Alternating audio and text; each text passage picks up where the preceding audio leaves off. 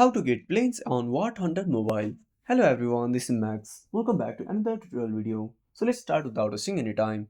Also make sure to watch this video till the end. First of all, open up your Play Store. Now at the bottom right corner, tap on the search icon. Now simply tap on the search bar. Now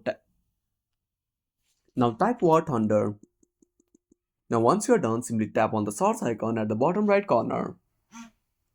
Now tap on War Thunder mobile and make sure to update to the latest version. After updating, simply tap on play and wait for some time.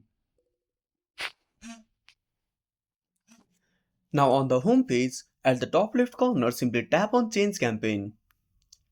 Now from this page, select aviation. Now once you select that, simply tap on to battle and wait for some time. Now that's it. Thanks for watching. Make sure to subscribe our channel and hit the bell icon. See you in the next video.